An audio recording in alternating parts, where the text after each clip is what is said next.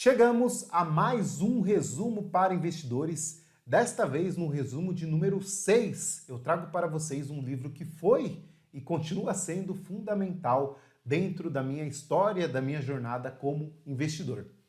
E é interessante nós começarmos este resumo falando de história, de jornada e de conhecimento, porque no final das contas, nós como investidores buscamos o quê? Você pode falar que nós buscamos retornos acima da média, melhores investimentos, mas eu te digo que como investidores, provavelmente nós buscamos ser, cada dia que passa, investidores, pessoas melhores.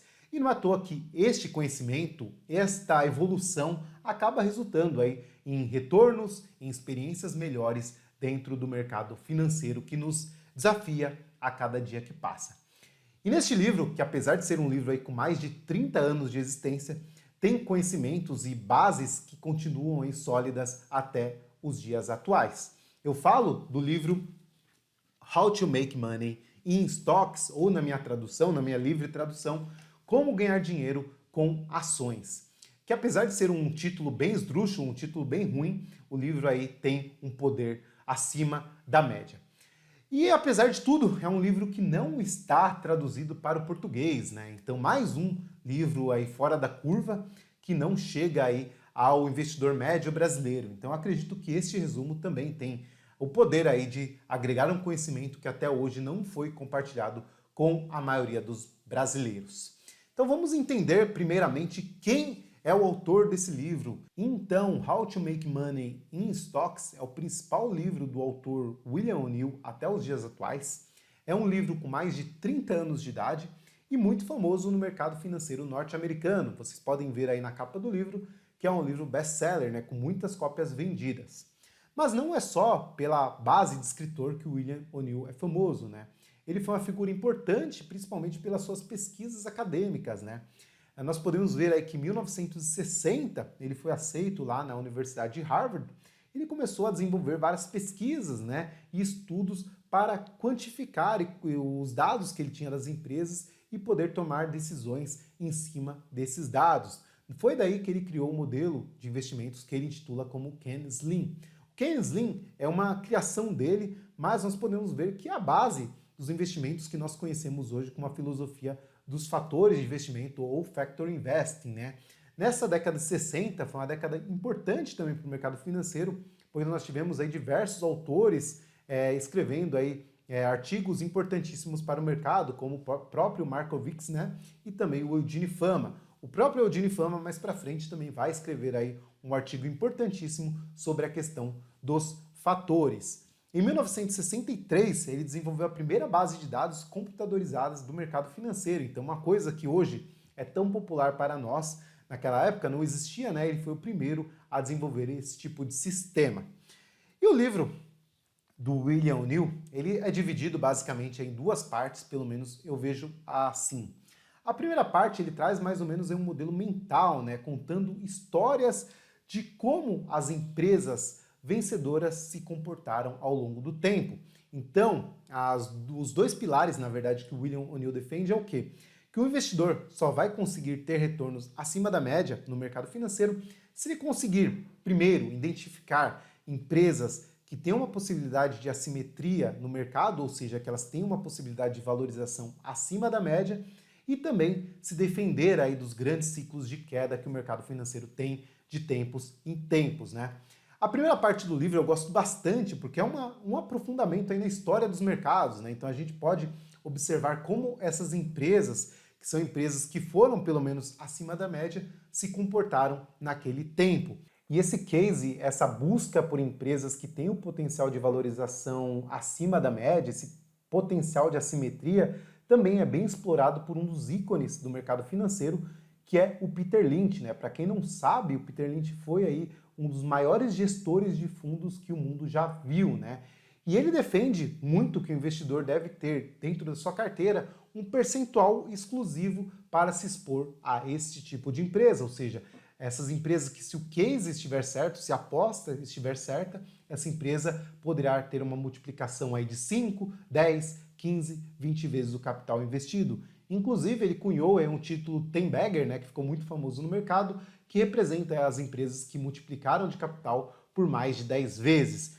E nós notamos aqui como a estratégia que ele expõe, né, tem um potencial aí de muita valorização, né? Aqui está a comparação entre o fundo que ele geria e o S&P, né? Então notem aí o tamanho da diferença entre o retorno que ele atingiu e o próprio S&P, né? Mas, claro, como nem tudo são flores, nós devemos tomar alguns cuidados e entender algumas situações.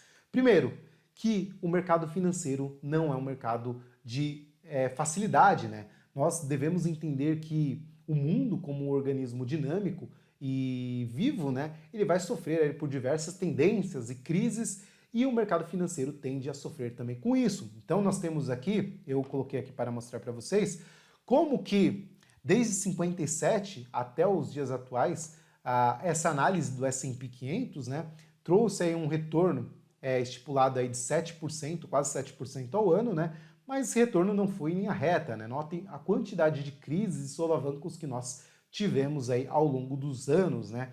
É importante entender estas crises não só pela questão da redução, né, do impacto que ela tem no capital investido, ou seja, quando você está investido em ações, você está exposto a esse risco, ou seja, se o mercado cai, provavelmente ou existe uma grande possibilidade das suas ações, do seu patrimônio também ser reduzido, mas principalmente pelas transformações que o mundo sofre, né? Em cada crise, em cada transformação, né? Então, as empresas estão expostas a isso a todo dia e essas empresas tendem a sofrer mais ou menos de acordo com a preparação que elas têm para os cenários que vão acontecer no futuro.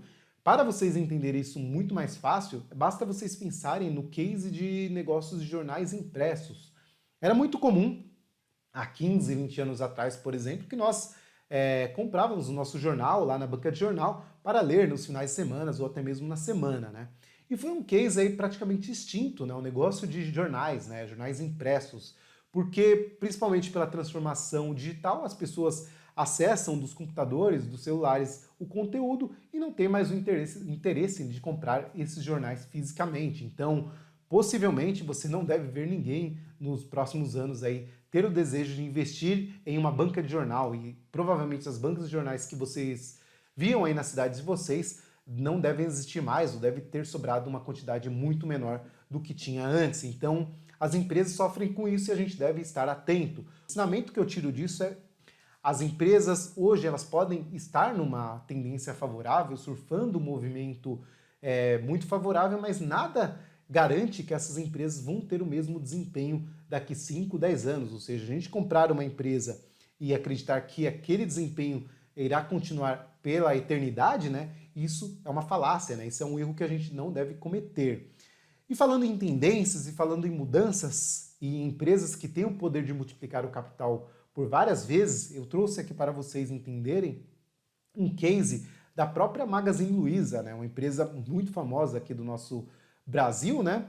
É uma empresa que teve uma transformação exponencial e uma multiplicação do capital acima da média, né? Muito acima da média, nós podemos falar assim.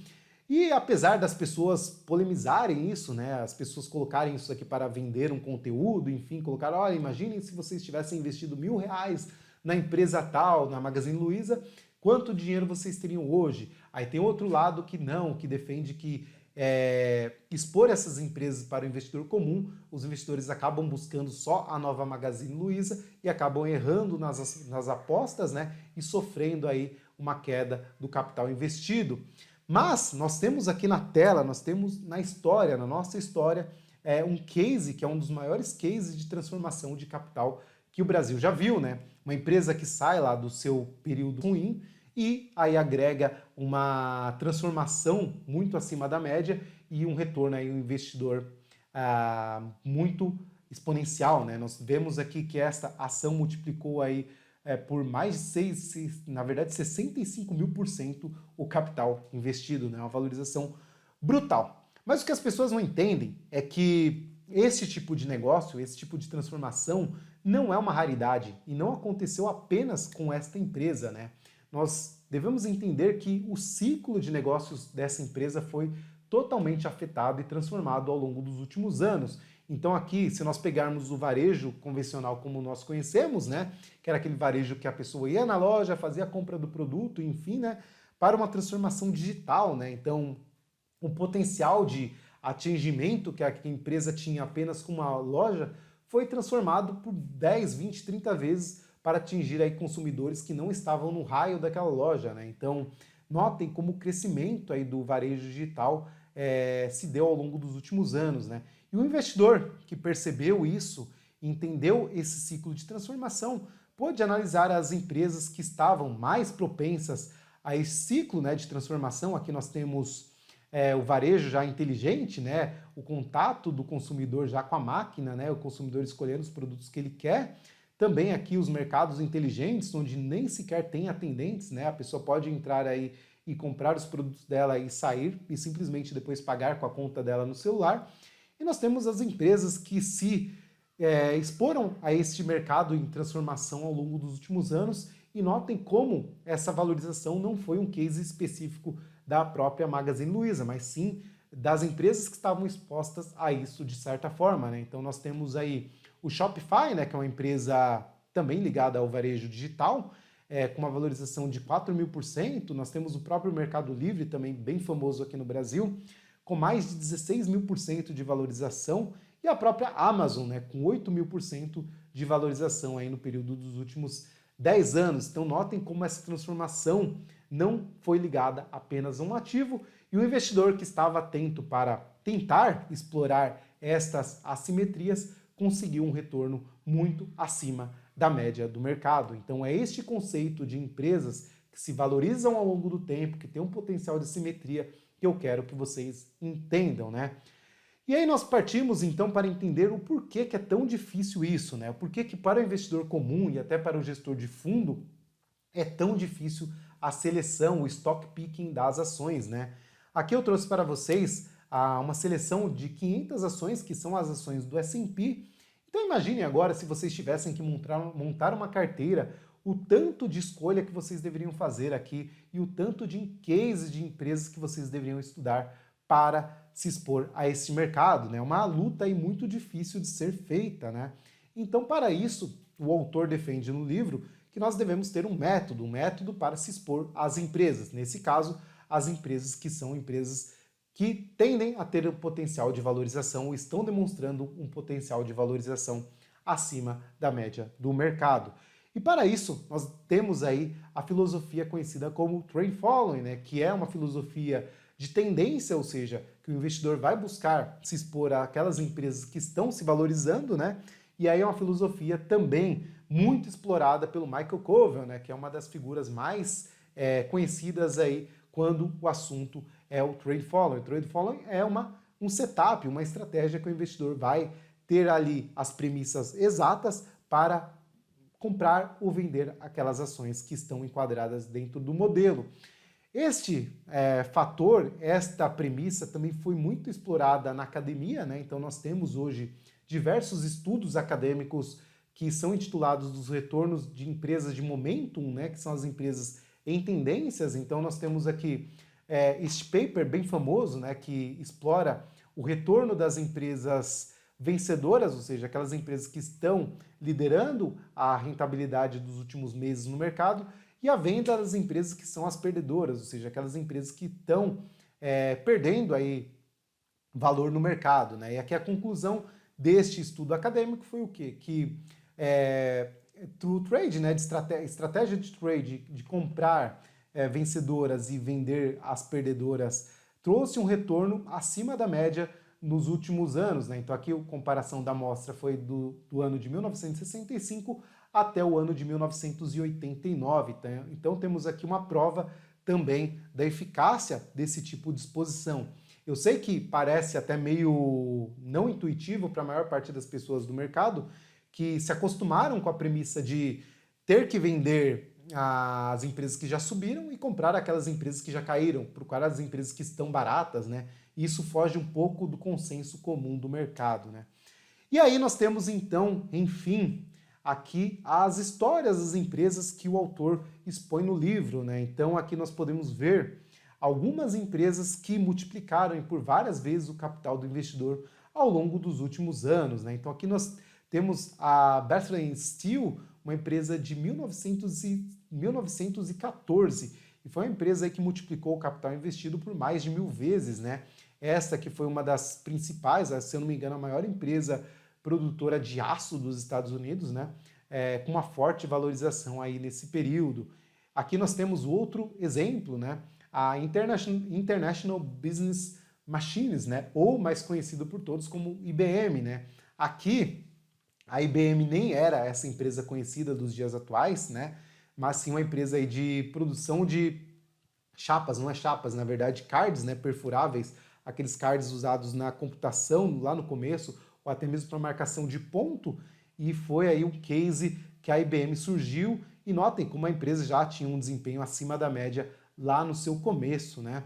Nós pegamos aí principalmente desse período, notem aqui, de 1926 até 1933, o mundo viu a maior crise já conhecida, que foi a crise de 1930, né? E nós tivemos aí esse período onde o mercado não teve empresas aí com uma tendência mais forte, né? E o cenário volta aí só lá em 1934. Nós podemos ver aqui o quê? A Coca-Cola, né? Popular Coca-Cola aí com uma valorização, uma multiplicação do capital no período de mais de 500%, né? Essa empresa aqui é uma empresa de destilados, né? Uma empresa produtora de whiskies, né? Que nem existe mais. Se eu não me engano, essa empresa foi adquirida pela Guinness, mas também é o produto que fez muito sucesso na época, e essa empresa aí teve uma transformação do capital de mais de 1000% no período, né? Nós estamos aqui falando do ano de 1943. Indo aí para os anos de 1950, e essa data é bem importante para o contexto, porque nesse período nós tivemos aí uma grande crise, uma grande correção no mercado americano. Vocês podem ver até no gráfico que o autor coloca no livro aqui, uma forte correção, né, no mercado americano. E essa ação aqui foi uma ação que não sofreu com isso, né, uma ação aí que conseguiu uma valorização também muito interessante num período curto, né, 1.500% aí em menos de 162 semanas, né. Temos a popular Xerox, né, a Xerox que ficou internacionalmente conhecida. Aqui nessa época ela estava lançando um dos seus produtos mais conhecidos, que foi o produto a Xerox 914, né, que foi o produto inovador para a época, né, e ela também teve uma valorização acima da média, né? Então notem a Xerox também com uma valorização de 1.200%, lá também uma época em que o mercado americano sofria aí com uma crise, né. O próprio ano de 1996, né, 1966, na verdade, aqui nós notamos em cima o S&P com uma forte queda, e nós temos aqui um outro exemplo de outra empresa aí com uma fortíssima valorização, né, quase 1000% em pouquíssimas semanas, né. Mais um exemplo aqui, a Lowe's, né, também 1000% nessa mesma época aí, também o mercado em queda e essa empresa com uma forte valorização. E aí nos anos 90, né, nós temos outro case, né, que é a própria Cisco, né, a Cisco que ficou famosa principalmente dos seus sistemas, né, a transformação digital também ajudou muito essa empresa, e ela teve uma valorização aqui muito expressiva nesse período aqui que foi nos anos 90, né, começo dos anos 90, a Cisco aí teve uma valorização de 1.600%, mas essa empresa chegou a se valorizar muito mais ao longo aí dos anos 2000, daqui a pouco eu mostro para vocês.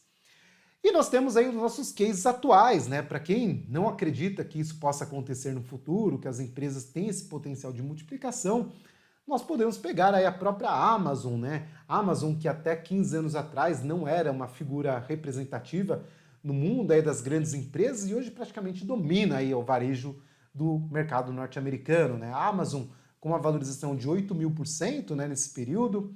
A própria aí Domino's, né, um case aí não tão conhecido, é o case de pizzas, né, pessoal? A Domino's é uma franquia de pizzas aí que abriu várias lojas ao longo dos últimos anos, e nós temos aí esta empresa com uma valorização de mais de 13.000% no período, né? Se nós pegarmos aqui desde 2008 até os dias atuais, também foi outra empresa aí muito acima da média. A própria é conhecida de todos, a Netflix também, né? Inovando no seu segmento, e essa empresa aí teve também uma valorização aí de mais de 6.000% neste período que nós observamos. Mas lembrem que eu falei para vocês que é muito importante não só observar essas valorizações, mas também entender que esses ciclos podem acabar, e eu vou mostrar para vocês isso agora. Então aqui no gráfico eu trouxe até o próprio exemplo que o autor mostrou, que foi aí da empresa Cisco, né? Então se nós pegarmos aqui desde 1990 até a bolha de 2000, vocês vão perceber que essa empresa multiplicou o capital investido por mais de 84.000%, né? Então foi uma valorização assim estrondosa, né? Mas notem, se nós observarmos após a crise de 2000, né, a bolha das techs de 2000 e até os dias atuais, a própria aí, a Cisco não conseguiu nem ultrapassar o seu topo histórico, né? Então chegou o ativo a cair 89%, né? Quase 90% de destruição do capital investido durante a crise aí das .com, e hoje ainda nós temos um prejuízo de quem comprou lá no auge da euforia, até então um prejuízo aí de 36%, né? Então notem que essa variação que a empresa teve aqui durante esse período foi uma valorização aí extremamente acima, né, de qualquer expectativa, só que quem entrou aí no time errado, no ciclo errado, acabou amargando aí um grande prejuízo, né? Então é muito importante entender também o tempo, o time para se investir nos ativos, né? Outro exemplo que o autor também utilizou, nós podemos falar aqui da própria Xerox, né? A Xerox que foi uma empresa transformadora em seu negócio, né? Então se nós pegarmos aqui o gráfico da Xerox desde lá de 60, né? Vocês vão ver que a empresa vem num forte ciclo de alta até o ano de 72 e depois entra num ciclo de queda muito forte, né? Também chegando aí a perder 83% do capital total, né? A empresa depois volta numa recuperação, né? Ultrapassando o seu topo histórico, mas até então, desde o seu topo lá em 1999 até hoje, é uma empresa aí que perdeu 85% do seu valor. Então notem como a empresa também tem uma característica mais cíclica, né? Então nós devemos sim saber se expor a esse tipo de ativo quando ele está em uma tendência mais forte de valorização e também a sair do ativo quando ele não apresenta as mesmas características. E aí, para terminar essa primeira parte do livro, que é uma parte mais histórica, para você poder entender como as tendências acontecem, como a valorização dos ativos podem sim acontecer e principalmente evitar que você venda as posições de seus ativos que estão em uma valorização muito forte, eu deixo alguns avisos, tá? Porque, como nós podemos entender, nem tudo são flores, né? Nem tudo é maravilha no mundo dos investimentos. E toda estratégia tem o seu ponto fraco, né? Apesar do William O'Neill não colocar isso claramente no livro, nós devemos entender que este tipo de estratégia, e o investidor que acaba buscando se expor a esse tipo de estratégia, vai ter uma taxa de acerto muito baixa, né? Então, possivelmente, se nós pegarmos um compilado da história de um investidor que teve exposto a esse tipo de estratégia, normalmente pouquíssimas empresas vão ter um contexto como esse. Então, normalmente, esse investidor vai se expor a diversas empresas, poucas vão ter um desempenho acima, uma multiplicação por 3, 4, 10, 20 vezes, né? E várias vão ser estopadas. O que eu digo como stop é quando aquela posição que o investidor acaba comprando, né?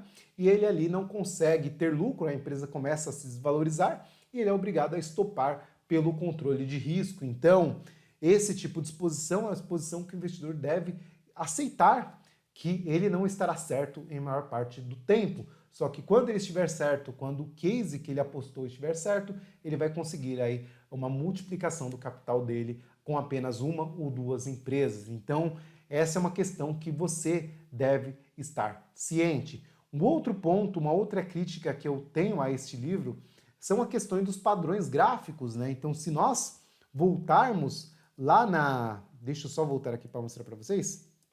O autor acaba mostrando aqui no livro a compra que ele fez nos ativos, né? Então, ponto de compra que ele fez aqui, né? E os padrões, né? E ele é muito adepto de um padrão conhecido como cup and handle, né? Ou xícara e alça, né?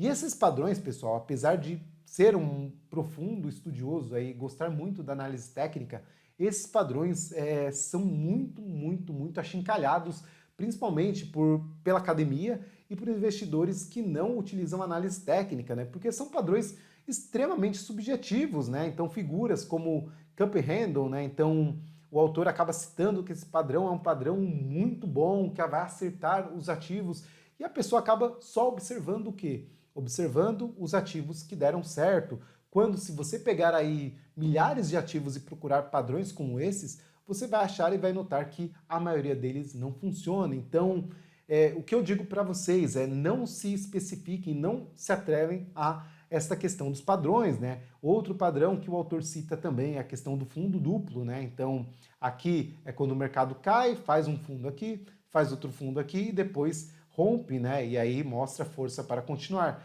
Também outro padrão que acaba não funcionando muito, né? Outro famosíssimo padrão aqui que é o ombro, cabeça e ombro, né? Então nós temos um fundo, o mercado vem, faz outro fundo, e aí outro fundo aqui, né? Sempre respeitando essa linha de resistência até o rompimento e o mercado seguir em frente. E entendam que não é o padrão que faz a movimentação do preço, né? Seria muito simplista de nós acharmos e entendermos que uma figura gráfica tem o poder de movimentar o preço, tem o poder de multiplicar o capital da empresa por 10 vezes, né? Não vai ser isso que vai startar o movimento de uma empresa. O que é muito comum e as pessoas acabam atribuindo a padrões é entender que normalmente nós temos pontos em que o mercado resiste a uma certa tendência, né? Então é um ponto de preço em que o mercado bate, não consegue ultrapassar, depois nós temos novamente esse ponto sendo respeitado, até que o mercado aí ultrapassa esse ponto. Então, ou seja, pela análise técnica clássica, né, nós devemos só mensurar essas regiões aonde o mercado encontra dificuldades para fazer novas máximas. Devemos esperar que essas regiões rompidas, o mercado tende a continuar a tendência que estava vigente antes e não atribuir tanta ênfase assim aos padrões, aos desenhos gráficos, tá? Então, feito esse aviso importante, pessoal, vamos aí para a segunda parte do livro, né? Que é onde o autor traz para nós o modelo de investimentos famoso CAM-SLIM, né? Que é um modelo aí de fatores, além do modelo que ele utiliza lá para filtrar as empresas que estão em valorização, ele também tem esse filtro para mensurar qual empresa investir ou não. Vale lembrar novamente que, como o autor é um autor americano, dentro dos Estados Unidos é um mercado onde tem inúmeras opções para investimento, né? Então, mesmo quando nós filtramos lá o modelo de força, o modelo das empresas que estão fortes dentro do mercado, você tem um retorno aí de diversas empresas, né? Então, sim, faz todo sentido ter alguns filtros adicionais para a seleção desses ativos. E o CAM-SLIM nada mais é do que um modelo de fatores, né?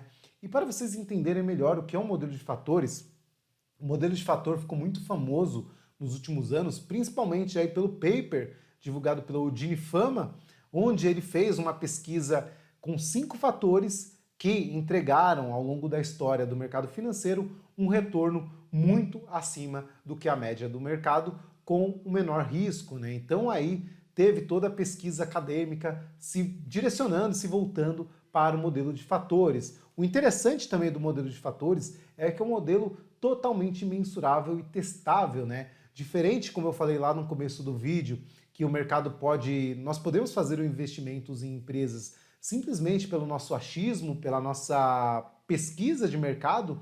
O modelo de fatores traz aí métodos quantitativos que nós podemos avaliar as empresas, né? Então, por exemplo, nós podemos avaliar as empresas pela volatilidade, né? Então nós podemos aí verificar quais as empresas no momento atual que têm uma volatilidade maior e uma menor, as empresas que têm um yield, ou seja, que estão pagando aí um dividendo maior ou menor, né? As empresas com a qualidade boa ou ruim, o momento, né, que eu falei já para vocês, então, ou seja, aquelas empresas que estão com uma valorização acima da média de mercado, em detrimento da que estão com a valorização abaixo do mercado, a métrica de valor, né, e a métrica de tamanho, né, por exemplo, as empresas big caps contra as small caps, né. E através desse modelo, como por exemplo o modelo de momentum, que eu julgo e utilizo como um dos principais filtros aqui dentro da minha estratégia, Dentro lá do nosso grupo do Telegram, na verdade, todo mês eu publico aqui o relatório de força relativa, né? Que também aí foi inspirado no livro, o autor cita esse filtro para a seleção dos ativos, e ele coloca aqui, né, como filtrar os ativos, né? Então aqui nós temos um filtro dos ativos com a maior força relativa dentro da camada de curto prazo, ou seja, quais foram os ativos nos últimos meses que entregaram um retorno, uma valorização maior dentro do nosso mercado. Então nós podemos ranquear esses ativos, né? E verificando aí quais são os ativos que estão mais enquadrados para uma possível compra, né? Então esse daqui basicamente é o filtro aí de momento, né? Através aí do filtro de força relativa, né? E nós podemos ver aí como o filtro, apenas o filtro de força relativa, é um filtro aí bem assertivo, né? Por exemplo, nós tivemos um sinal de força acima do mercado em Forjas Taurus, né? O Taurus Armas, lá quando o ativo estava cotado a R$5, né? Então notem que o ativo saiu de um preço de R$2, veio com uma forte valorização, teve uma correçãozinha aqui e depois então o ativo saiu dos seus R$5 para bater aí os quase R$30, né? Uma multiplicação muito forte dentro de um período curto, né? E era uma empresa que sempre estava aí dentro dos últimos filtros de força relativa que eu publiquei lá dentro do grupo do Telegram, né? Então, um exemplo aí de filtro de força relativa. E aí nós temos o CAMSLIM, né? Vamos abordar o CAMSLIM. Como eu disse para vocês, o CAMSLIM é um modelo que vem sendo pesquisado há bastante tempo, né? As premissas utilizadas pelo William O'Neill são bastante abordadas aí no mercado americano, como é o modelo mais mensurável, até mesmo pesquisas acadêmicas nós temos voltadas a esse modelo, como essa que eu selecionei aqui para vocês, que foi feita aí por 3 pesquisadores das faculdades de New Orleans e Michigan, né? E lá nesse modelo, eles puderam aí comparar o retorno da estratégia do CAMSLIM contra o mercado em um determinado espaço de tempo, né? Então eles pegaram aqui desde 1999, durante a crise, né, das .com, até 2014, né? Então notem que apesar do mercado aqui, nós estamos olhando o índice Nasdaq, né, ter ainda apresentado uma forte alta entre o ano de 99 e 2000, quando veio a crise lá das .com, o índice ficou abaixo, né, do método CAMSLIM, e o método entregou aí uma multiplicação de capital de mais de 6 vezes, né, uma multiplicação muito expressiva, enquanto o índice Nasdaq nessa métrica aqui teve uma valorização de apenas aí 50% no período, né? Notem aí como dentro desse estudo, dentro desse simulado aqui, o método foi um método aí vencedor. E o que vem a ser o CAMSLIM, né? Então, dentro do CAMSLIM, cada letra representa um fator. Então, por exemplo, aqui a primeira letra é a letra C de Current Earnings, ou seja, de lucros atuais. O autor tem a premissa de identificar empresas que estão com uma forte valorização, uma forte apreciação do seu lucro nos últimos trimestres, ou seja, aqui nós temos aquela máxima, né, que a valorização do ativo segue o lucro, né? Então, se nós temos aí nos últimos trimestres uma empresa crescendo o seu lucro, teoricamente aí as ações tendem a seguir esta valorização dos lucros. Então, basicamente é isso, simples desse jeito, pessoal. Ele dá um indicador aqui de buscarmos pelo menos empresas que estão com uma valorização de 20% acima do último lucro trimestral, né?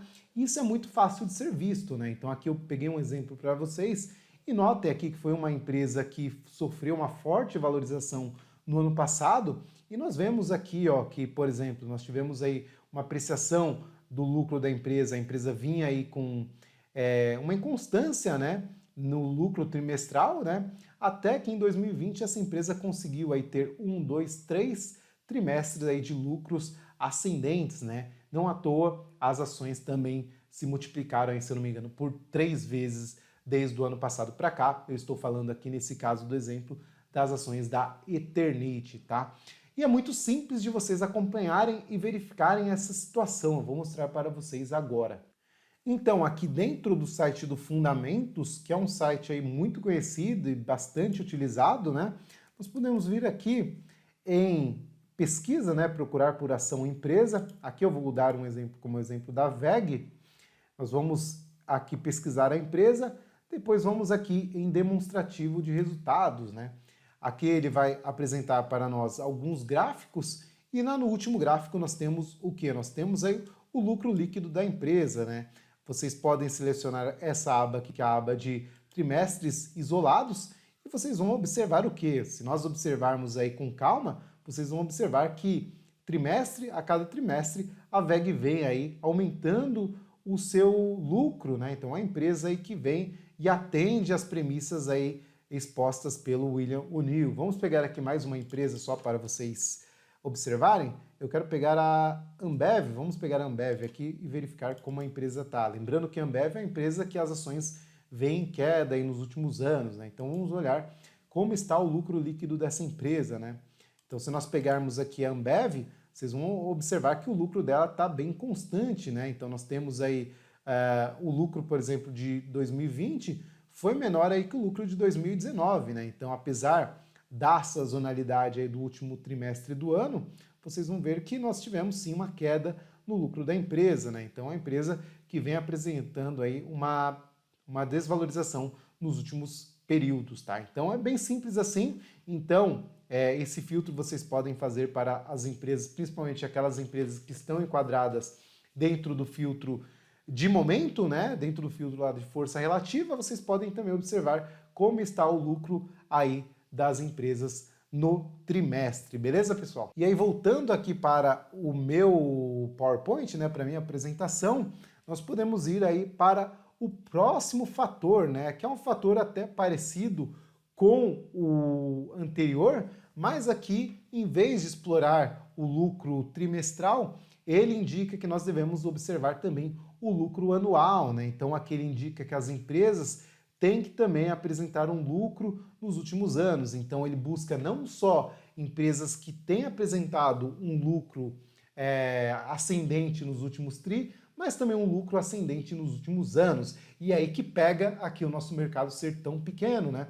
Se nós observarmos no Brasil, pouquíssimas empresas atendem a este critério, né, de um lucro crescente nos últimos trimestres e um lucro crescente nos últimos anos, principalmente porque em 2020 nós passamos aí por uma situação bem difícil no mercado, né? Um crash de mercado, e isso com certeza afetou o lucro de diversas empresas. Mas também, através lá do site do Fundamentos, vocês podem filtrar as empresas e observar, se não me engano, a própria WEG que nós acabamos de ver se enquadra dentro dessa premissa, né?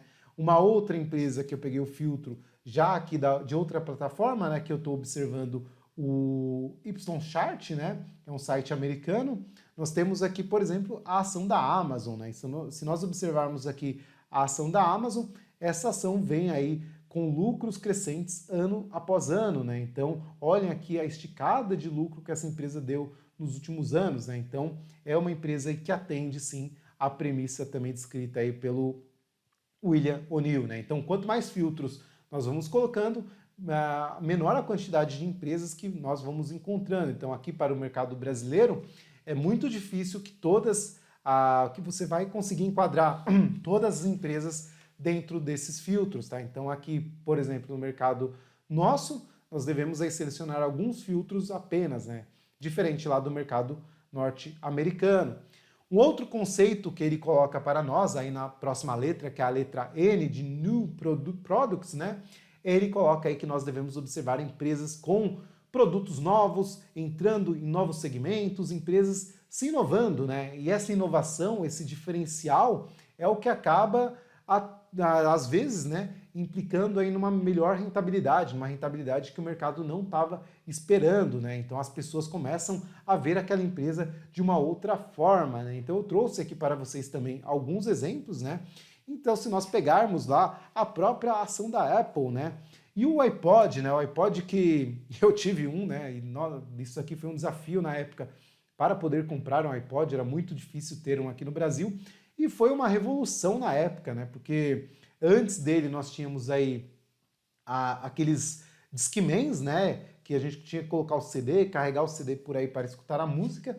E no iPod nós tínhamos a inovação de ter um produto que você podia colocar lá 20 gigas de música, né? Praticamente todas as suas músicas do computador dentro desse aparelhinho e escutá-las, né? Então foi uma grande inovação na época, muito antes do iPhone, e foi aí onde a Apple conseguiu aí mudar de patamar com esse aparelho. Não à toa que na época da inovação do iPod, na verdade, né? Nós tivemos as ações da Apple subindo aí mais de 2.800%, né?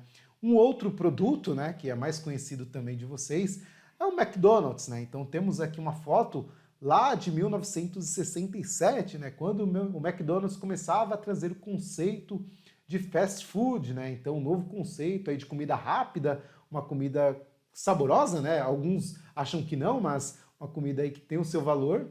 E aí trazendo esse conceito aí para o mercado norte-americano, e nós vimos aí o mercado também reagindo bem, né, com as ações multiplicando por 10 neste período. E voltando lá no passado, né, nós temos aí uma companhia de trens, né, a companhia de trens norte-americana.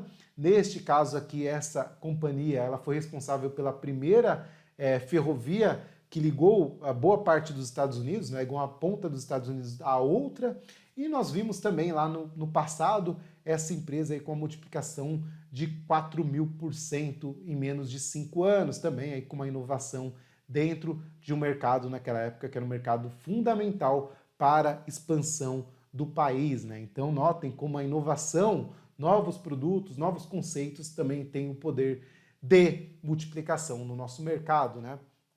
Indo para o próximo item, aí nós entramos aí no item de oferta e demanda, né, que é a letra S do Ken Slim, né? Então o autor aqui, ele cita um termo que eu não concordo muito com ele, né? Então aqui uma outra crítica ao modelo, que ele busca aí visar as empresas com um reduzido número de negociação no mercado, um baixo volume, ou um número reduzido aí de free float, né, que são as ações em negociação, né? Para ele, as empresas que têm esse tipo de característica, elas tendem a ter uma explosiva valorização, porque quando todo o mercado deseja comprar aquela ação, poucas pessoas vão estar vendendo essa mesma ação. Então, nós vamos ter um efeito aí de baixa oferta e muita demanda, né? A questão da oferta e demanda, então nós teríamos aí um descompasso entre esses dois pontos, o que normalmente ocasionaria aí uma forte valorização do ativo. O meu ponto que eu julgo e eu acho que não gosto tanto desse fator é que normalmente essas ações com baixo volume de negociação ou baixo ou reduzido free float, né, elas são as consideradas micos, né? Então nós podemos ver essas ações subindo aí 100% em um dia e no outro dia ela cai 50%, né? Ou mesmo no lado oposto, né? A ação que num dia para o outro cai 50%. Então a porta de saída dessas empresas é muito estreita, é como se um cinema em chamas com uma porta só de saída, né? Então imagina todo mundo tentando sair por um mesmo canto, né?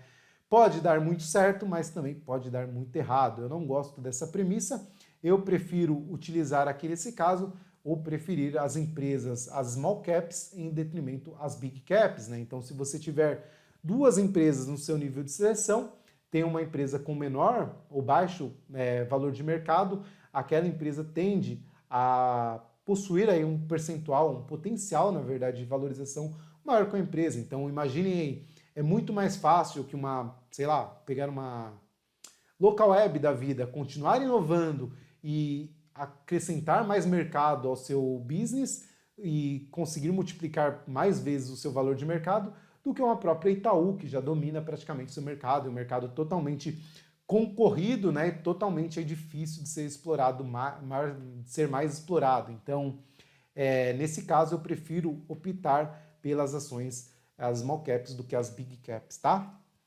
Indo para o próximo item aí do Ken Slim, nós podemos chegar no líder, né, que é o L, né, as empresas líder, né. Aqui é um outro conceito, um item de qualidade, e ele busca aí identificar empresas que possuem vantagens competitivas acima dos seus concorrentes, né? Seja na diferenciação do seu produto, na liderança do mercado ou na fidelização dos seus clientes, né? Então, normalmente na história nós vemos o quê? Que as empresas que permanecem como empresas aí sólidas no mercado são aquelas empresas que têm um diferencial, seja ele no produto, no processo ou no consumidor, ou os três, né? Ou seja, as empresas que têm produtos que os consumidores amam, as empresas ou que têm um produto inovador, ou as empresas que têm um processo altamente tecnológico que nenhuma outra consegue comparar, né, consegue seguir, são as empresas aí que conseguem permanecer sólidas ao longo do tempo, né?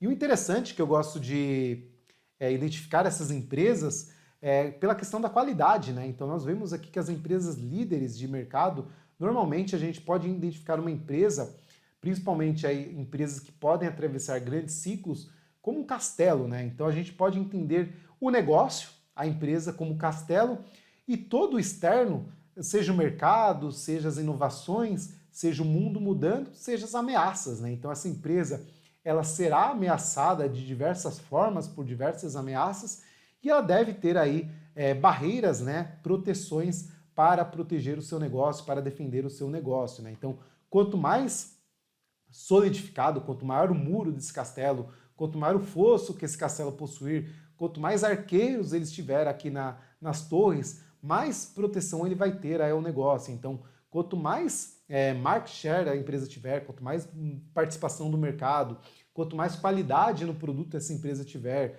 quanto mais inovação dentro daquele segmento essa empresa tiver, mais preparada ela estará para se proteger aí de diversas crises, diversos cenários que o mercado enfrentará ao longo dos anos, né? Normalmente, empresas líderes eu gosto de ver sobre essa ótica, não só simplesmente aquela empresa que vende mais do que a outra naquele segmento, tá? Um ponto que vale a pena vocês observarem e filtrarem aqui por empresas líderes é também aí fazer o filtro da análise SWOT, né? Então a gente procura, através dessa análise, que é uma análise bem famosa no mercado, a gente identificar principalmente as ameaças, sejam elas externas e internas dessa empresa, né? Então nós podemos aqui mensurar e identificar as forças, né? As oportunidades dessa empresa, as fraquezas e as ameaças, né? Compilar tudo isso, colocar cada ponto de relevante e ver se a empresa aí tem mais forças e mais oportunidades do que ameaças e fraquezas, né? Também é um bom case para se estudar e para identificar as empresas com maior força competitiva entre os seus pares, né? Então aí a análise SWOT. Indo para o I do modelo aí do William O'Neill, nós chegamos aí no Institutional Investment, né? Que são a questão aí dos investimentos feitos aí, investimento feito por grandes instituições, né? Faltou os S's aqui, mas tudo bem. Aqui o autor acredita que o que move o mercado não é o dinheiro do varejo, né? Não é o dinheiro da pessoa física, mas sim o dinheiro de grandes instituições, de grandes players que acabam alocando naquele fundo, aquele dinheiro que estava ali para o risco, né, em ativos, e esse dinheiro acaba movimentando o mercado, né? Então, inclusive, nós temos também os insiders, né, que são os participantes, os investidores que estão dentro da própria empresa, né? Então é importante também observar se os próprios insiders, né, se os próprios administradores da empresa estão ou não comprando ou vendendo as ações dessa empresa. E o volume, aqui nós podemos observar no próprio gráfico, né? Então eu peguei um exemplo aqui para mostrar para vocês, de novo da própria Eternit, né, que foi uma empresa aí que saiu lá do patamar de R$2 para atingir quase 20, né? E nós observamos aqui um fato curioso, né? Observem, quando o preço estava nessa faixa aí dos R$3,53 aos R$2, nós tivemos aí um acréscimo de volume muito acima da média, né? Então notem aqui, em algumas semanas nós tivemos aqui um pico de volume muito antes do papel se mover, né? Então aqui nessa fase houve uma acumulação de grandes players, com certeza, aqui comprando esse ativo, né? E aí depois de algum tempo o papel começa a andar, né? E daí notem como as pessoas são atraídas a comprar esse ativo, o volume começa a crescer naturalmente, né? Mas enquanto o ativo estava cotado aí a R$1, R$2, nós tivemos uma forte alocação de recursos dentro deste ativo. Aqui já era um sinal para ficar de olho aí no ativo da Eternit, né? Então aí um exemplo aí de movimentação de volume dentro do mercado, o que acabou aí movimentando os preços no futuro próximo, né? E nós podemos aí por último, né, chegar aqui no M, né, no M do Kamslin, que é aí o Market Direction, né, ou o ciclo de mercado, como nós conhecemos mais popularmente aqui no Brasil, que não importa, segundo o autor, tudo isso que nós observamos e analisamos, se nós não pensarmos aí em qual ciclo do mercado nós estamos nesse momento, ou seja, aquela boa empresa pode ser uma boa empresa, pode ser um produto inovador, mas se o mercado estiver entrando em uma crise, nós normalmente tendemos a ver em crises o mercado extremando os riscos, né? Então, os players saindo de qualquer papel, né? Então, seja aquela ação uma excelente empresa ou aquela ação uma empresa ruim, nós observamos aí uma queda generalizada no mercado, principalmente em grandes crises, né? Então, é importante observar esta questão do ciclo. Lembrem que eu mostrei lá no começo do vídeo, quando nós estávamos olhando os gráficos, que durante a crise de 1930, nós não tivemos nenhuma empresa com uma valorização expressiva no mercado, né? Então mostra que durante um ciclo de baixa, apesar de possível sim ter alguma empresa transformadora, multiplicando seu capital dentro desse ciclo de baixa, será mais difícil. Então é importante o investidor estar atento a qual ciclo nós estamos. Claro que é extremamente difícil a tarefa de identificar os ciclos, né? Mas nós podemos ter algumas premissas para isso, né? Então nós podemos, por exemplo, aqui temos o exemplo dos ciclos, né? Então, os ciclos aqui começam e vêm alastrados em um otimismo, né? O mercado otimista, aí todo mundo aqui meio que eufórico, o mercado vem, bate o pico, aí vem a fase aí que os investidores começam a sofrer, né? Até chegar no pessimismo, pânico, até lá que ninguém mais acredita no mercado financeiro, e aí que nós temos aí um novo nascimento de um ciclo de alta. Então o ideal, e onde que as oportunidades mais surgem, é nesse espaço aqui, né, em que o mercado sai de um grande ciclo de baixa e engata aí um novo ciclo de alta, e nós temos todo o espaço para um novo crescimento do mercado e explorar as empresas que vão ter um retorno acima da média dentro dessa exposição, dentro desse ciclo, tá? Um outro ponto que é importante, tá, é observar que o autor fala também, é mensurar aí o nível do preço sobre lucro, né? Então, verificar se o preço que nós estamos pagando dentro de uma empresa está caro ou barato em comparação, né? Eu não gosto tanto de analisar o preço sobre lucro de um ativo específico, mas do mercado como um todo, né? Então, se nós observarmos aqui o S&P, nós podemos observar que aqui o mercado lá, desde 1890, o mercado vinha aí marcando topos no índice de preço sobre lucros, né? Aqui nessa banda, né? Então notem aqui que nós tivemos aqui antes de uma grande crise, depois nós tivemos aqui em 1930 novamente, né? Aí o mercado bate novamente aqui em 1990, extrapola na bolha de 2000, né? Aí vem uma forte correção, novamente, né? O índice preço sobre lucro do S&P vai lá novamente nas alturas, né? E aí nós temos uma nova crise em 2008 e agora novamente, né, o mercado aí totalmente também mostrando um apetite ao risco fora do comum, né? O índice preço sobre lucro do S&P também em um patamar muito elevado, o que pode aí prenunciar alguma correção, pelo menos alguma crise no mercado nos próximos anos, né? Tá certo que atualmente nós temos essa disfunção dos mercados por causa dos bancos centrais, né? Esse dinheiro jogado na economia, né? É o que acaba atrapalhando os ciclos comuns do mercado, né? Mas todo investidor deve estar muito atento e de olho também aos ciclos de mercado. Falando em ciclos de mercado, o nosso próximo resumo de livros será sobre os ciclos de mercado. Eu quero trazer aqui 3 livros apenas sobre o assunto, então faremos aí uma jornada dos ciclos de mercado aqui no canal. Então fiquem atentos, não se esqueçam aí de seguir o canal, não se esqueçam de deixar o like também e compartilhem esse vídeo se vocês acreditam que podem ajudar alguém com esse conteúdo, né? E também ajuda o nosso canal. Bom, pessoal, ficamos por aqui. Espero que vocês tenham gostado de mais um resumo para investidores e nos vemos no próximo vídeo. Um forte abraço para vocês e até mais.